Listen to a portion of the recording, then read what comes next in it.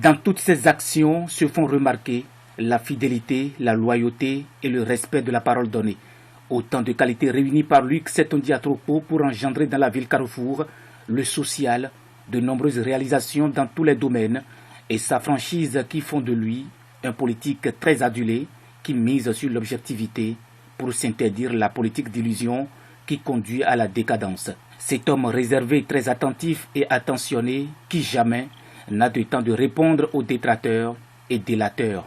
Luc Setondia Atropo est un politicien qui partage son bon cœur avec sa population, tissant ainsi autour de lui avec toutes les couches de la société sans discrimination aucune, une relation franche basée sur l'amour du prochain et patriotisme les plus authentiques. Cette franchise et fidélité en politique et autres réalisations nombreuses à son actif auraient motivé ce choix de l'Union progressiste consistant à présenter le maire de Boycon, candidat à Cotonou pour les élections municipales et communales de mai 2020. Dans le rang des populations de Boycon, ce départ sème la tristesse dans les cœurs déjà meurtris juste à l'annonce de la décision prise par l'UP, puisqu'elles indiquent ne plus avoir d'autres personnes pouvant combler leurs attentes, comme le faisait Luc Setondia Atropo depuis de longues années.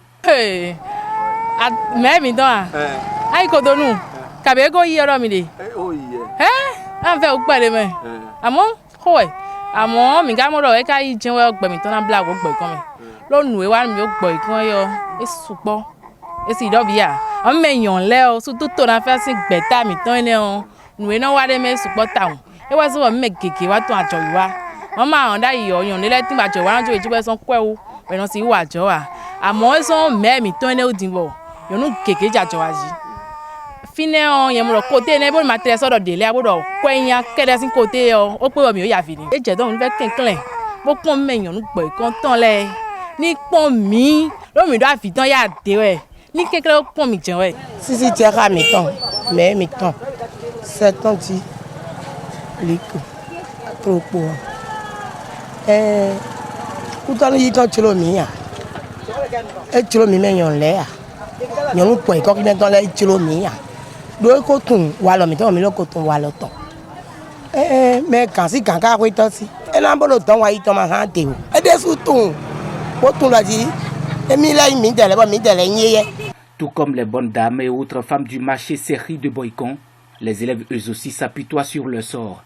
Quand ils apprennent la candidature de l'élu de proximité dans la commune de Cotonou, ils pensent aux séances des travaux dirigés à l'intention des différents candidats à l'approche des examens. De grands prix octroyés aux meilleurs élèves et la distribution des kits scolaires pour soulager les parents d'élèves.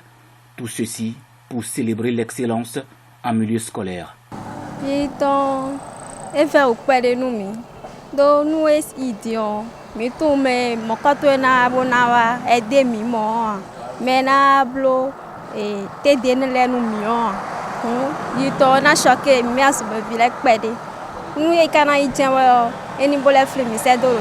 Des critiques qui sont également émis par Félix Bonon, président de coordination des associations des parents d'élèves de Boycon.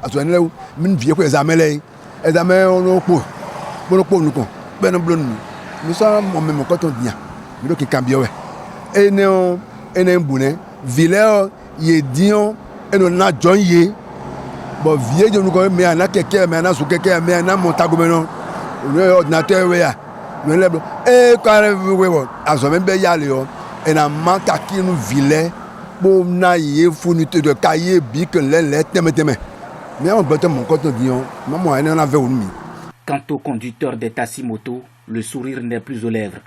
L'esprit est amolli par cette annonce. Et bien, quand il écoute le bon moment, mais sous mes coins, pas à dire, mais en sait quoi des sous que nous à trop poteau, qui peut coûter nous, bien ou blanc, mais to mi me se mi jana le mi e ko pon mi da lo de ji e ko ran mi da lo de ji bo e sin ubla ne wo mi me gege tun do boy ko mi ton na kwa pa mi me no viton e jodo e de le so yin ku ton won je e do joloton abi a lo pade bobonu e za lo do don boy kon ka po kanton mi me viton e na jodo e de le me no viton na jodo e de le mi po do ton je dan bon de le fi bo mi ma mo e de wa o. Nestor Dako-Webe est le porte-parole de la Cour royale d'Ako-Donou.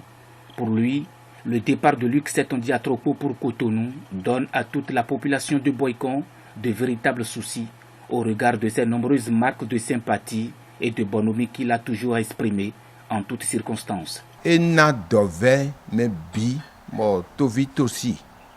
Et ti vivena temele yo.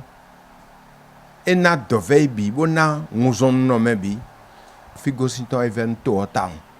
Do no tonu bono de mejo me fo. Bon, nous na je vidja si ji to ji bi no ko kanton. Tralao parler dako don to me fio. Et no sa fo trili bono wa bon kon je do fie ne kana blogmon.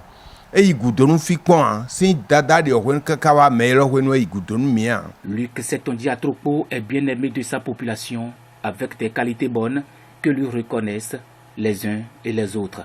Même le premier roi de Dahomey, le roi d'Ako-Donou, se dit très touché de son départ pour être candidat à Cotonou. Le roi bénit son fils en lui souhaitant plein de succès dans sa nouvelle mission politique.